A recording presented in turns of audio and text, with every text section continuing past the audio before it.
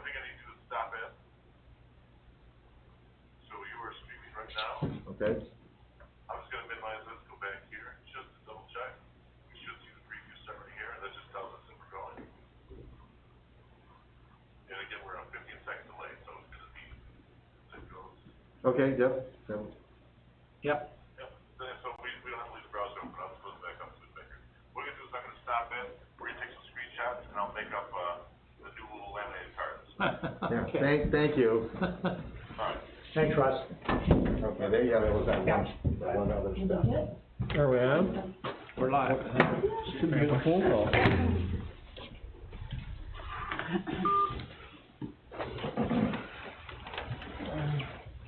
Okay, we'll stand for the pledge, please. I pledge allegiance to the flag of the United States of America, to the republic for which it stands, One One nation, under God, indivisible, with liberty and justice for all. We'll call this continuation of our public hearing meeting to order. This is for the 2021 budget as advertised. This is a continuation of the public hearing. The public hearing is still open. And we're waiting to see if anybody has any comments or anything to say. I have my phone on. Sandy, can you view the email too?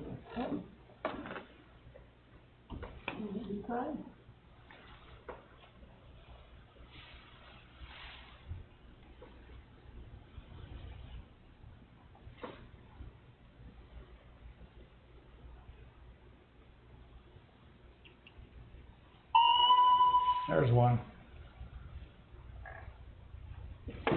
I am sure you know it's on, so it's on now. Okay. There's another one. Okay. I don't have to read that one.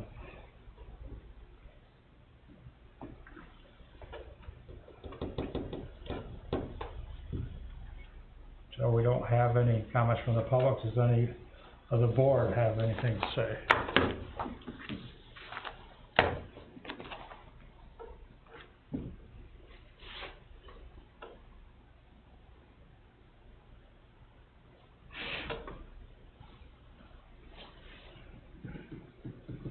No board members have anything to say?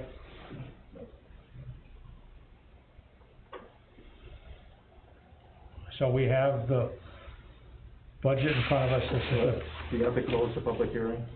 I'm just explaining a little something now while we're still open. We have the preliminary budget in front of us, and if we vote to adopt this budget tonight, the adopted lines are filled in with the corrections, or changes, I should say, that we talked about last week.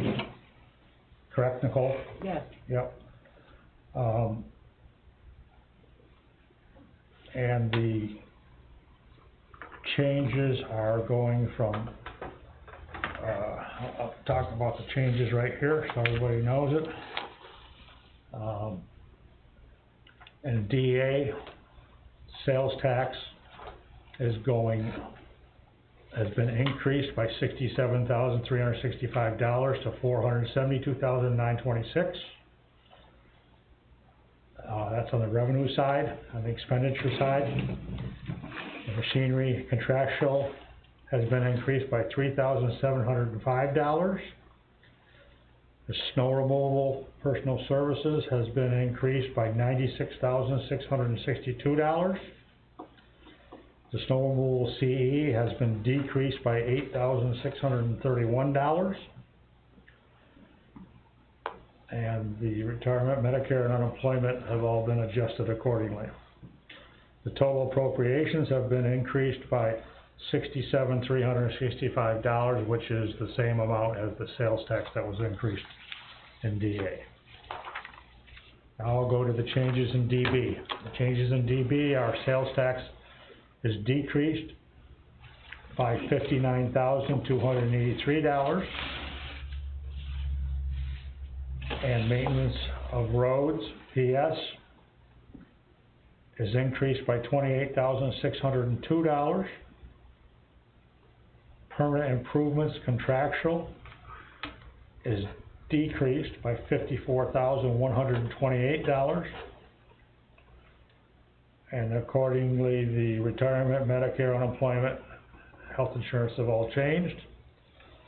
The transfer to capital projects, that we had in there for additional blacktopping, we had $50,000 in there. That $50,000 has been taken out, which means the total appropriations in DB have been reduced by $59,283, bringing those appropriations to $644,146. The other change was in B. Huh? The other change was in B. Did you wanna mention that? What? The other change was in B, The other change? yeah, with the hearts for you, Oh, okay, you're right, I'm sorry. Yeah, and that's in B, right? yes, And what page is that on, Nicole? 6, And that's the only other change, isn't it? yes, And that is,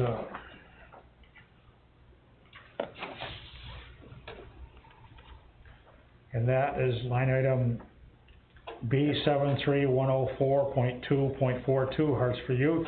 yeah, That has been was at $2,500, and that's been increased by $5,000 to $7,500. And that $5,000 came from where? playground, contractual, And the playgrounds was at $15,000 contractual. went to B 10. 6989.4, and that's been changed from 15,000 I meant to 10,000. That's where the $5,000 came from for Hearts for Youth. Does anybody have any comments? The board or the public? If not, we will entertain a motion to close the public hearing.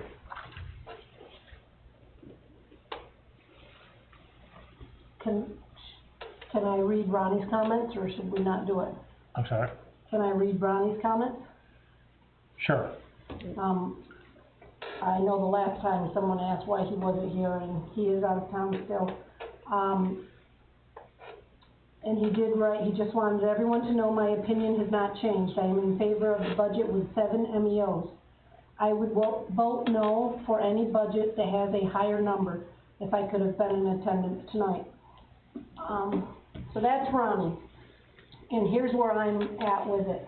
I believe that with Mike's admission last week that he is willing to lose the guys through attrition, to me that was basically acknowledging that in the summer he doesn't need that large of a workforce. And so I would tend to agree with Ronnie. However, there has not been one citizen that has stepped up and publicly said, I agree with the board and I want to see these guys removed. And granted, the workers are very passionate and they're looking at it as a individual person. We are taking more of a business look and saying, no, it's a position, not a business. It is hard when someone loses their job without a doubt. But on the other hand, you know, we're trying to look out for all the roads and wanted to put that money towards pavement. My feeling is if there's not another citizen that wants to step up and say that, then I've got to listen to the people that talk to us. I second that. So that's the only reason that I will vote the way I will vote tonight, is, you know, you got to show some support and make the tough calls. And if you're just willing to sit back and not say anything and say, no, you know, we agree, then, you know, I have to vote and listen to what the people who are speaking up are saying. There are 2 other areas that, you know, this was my first time going through this budget process that really bugged the crap out of me. And one is the judges. I think the judges are, and correct me, and I know both of them, and I hope they do come and talk to me.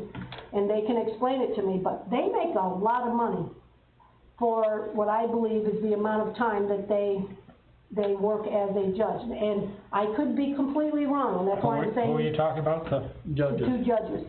And I do hope that both Mr. Schaefer and, Mr. Corright? Mr. Courtwright get a hold of me and talk to me. Because next year, I'm gonna be fighting more to reduce that. Because from what I see, they both work one night a month, and I'm sure they do a little bit throughout the month. But according to the figures, they're making close to $250 an hour, and I think that's crazy. I think that's crazy, but again, it's hard to take it away from somebody. That's what they've been getting, so how do you take that away? But I do think that they are overpaid.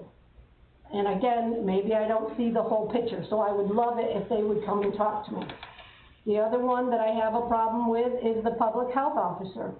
I think, and I hope we do, look at another way of doing that, whether we can contract with the hospital. Yes, Nora said that he uses, the public health officer if they've got to condemn a place or something else. We're in a pandemic and we have not seen that public health officer once, and I think that is shameful. She gets a check every single month and we haven't seen her. And maybe they'll start blowing up our phones. Those are the things that for me as a new board member, I saw that for me was frustrating. And I'm saying it publicly, and I hope that, you know, it will generate conversations for the future, and maybe next year we can do something about it. But from what, you know, the numbers were out there, nobody else has said anything about it. The area that was in concern, people spoke up, and I think we need to listen to what they had to say. I'd just like to add to something that Sandy said. I'm here 5 days a week, and I do see the judges or a judge come in and out of this office during the week sometimes. As far as the rest of it, I'm not sure of what their schedule is. Nicole, and Jesse, maybe you know, I think they hold court every other week now, is that correct? And they have a DA night, one night a week, or one night a month? One night a month. So I'm not 100% sure on that, so please don't quote me, but, I definitely see, and you know, the other judge has a full-time job, so whether he's here at night or after 4:30, I don't know the answer to that, you know? But I wanna reiterate a little bit on what Sandy's saying, as far as the public hearing. And one of the things that our attorney has always said to us and reminds us about is that this is the one time a year that the public has the ability to come to a meeting and to speak. I think he's told us all that many a time. And this is also the one time a year that we're required to listen to what... To speak on the budget. Yes, on the budget. They can speak throughout the year, I just want... Through public concerns, but I'm talking about, you know, this, because the public concerns, as we know, does not have to be at every meeting. That's our choice, okay? There was a time, a few years ago, that public concerns was eliminated from the monthly meeting. Okay, so I'm really just talking about the public hearing for the budget. And I just know that our attorney has reminded us many times that this is the one time that the public is allowed to come and is allowed to speak, and that's the purpose of the public hearing, for us to listen to them. And that's, you know, we've had, I think this is our third budget public hearing, isn't it? Yes. And the first two public hearings, this room was close to full with chairs, which means it's about 20 people. The first one was on Zoom. Yeah, Okay, you're right, first, yeah. Which is where we had a lot of Yeah. which on the recording, I think you have it in the minutes as far as the people that called and texted and emailed, okay? So we did have a fair amount of response then, right? Mhm. I think everybody knows where the response was, the direction it was headed. And it would be nice to, if people think the decision should be made the other way, it'd be nice to have support to do that. In because person. That's the purpose of the public hearing.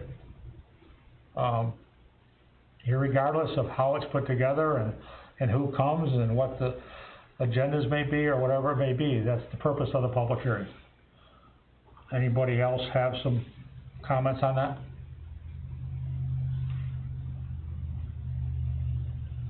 No. So, I think, where was I at? Just, I'm asking for a motion to close the public hearing. I'll make the motion to close the public hearing. Motion by Sandy to close the public hearing. I'll second that. Second by John to close the public hearing. Discussion on closing the public hearing? No discussion. All those in favor signify by saying aye. Aye. All those opposed signify by saying nay. Motion's passed to close the public hearing. Now, we need a motion on adopting the budget.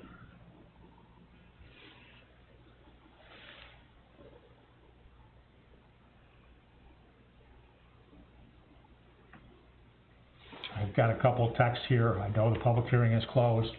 They came in to me as the public hearing was being closed. I don't wanna disregard, people that are trying to be involved and trying to comment.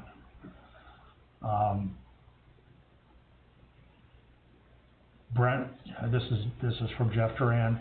Brent, you know as well as I do as a taxpayer, everybody is suffering. The manpower at the barn needs to be reduced. I agree with him. It does need to be reduced. I think Sandy had a very good point that in the summer, we obviously all wanted to cut a couple positions because we felt we were overstaffed in the summer, and we changed those to part-time positions so that there would be people here to plow the roads and take care of the roads in the winter. Mike Tibbles, the highway superintendent, has agreed to reduce the workforce at the highway barn through attrition. I also wanna say something that, was talked to me about today in relation to that, and it's a good point, and that is that if he's agreed to reduce the workforce in the barn by 2 people and use part-time people in the winter to be in the plow trucks, that is a form of admission that we can operate with 2 less people. 2 less full-timers. I just wanna make that statement because I've had more than one person bring that up to me. And I feel, these workers are local guys. They obviously depend on their paychecks, as a big part of their lives. And I think that we have some board members that have some sympathy for that and understanding. On the other side of the coin is, I know that I've said and talked about running this town like a business, and that by not laying the people off, we're overstaffing, or we're admitting to having more than we need. I just wanna bring that point out. Anybody else have any more comments?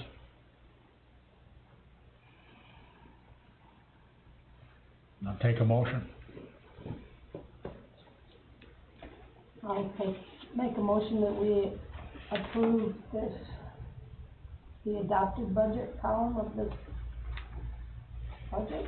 So we have a motion by Sandy to approve this, to adopt this budget as it is in front of us, with the changes that I detailed, earlier during the public hearing. I need a second, I'll second that. a second by John for that motion. Now it's open for discussion. Any discussion? if we have no discussion, is this required to be a roll call vote? I don't believe No? so. Okay. All those in favor of the motion signify by saying aye. Aye. All those against the vote signify by saying nay. No. Nay. No. So we have 1 no and 3 yeses. So the budget is adopted. Anything else we have to do? I think that covers it. Okay, That sounds real. so at this point, I take a motion to close the meeting, I believe, to adjourn, to close. Motion by Sandy to close the meeting, second by John. Any discussion? All those in favor signify by saying aye. Aye. All those opposed signify by saying nay. Nay. Okay, that's the end of the meeting. Okay, now turn this thing off? What's that? Yeah. That'll be an easy one to. Yeah. It's hard going through that one on your Zoom, because it's like there's just so much.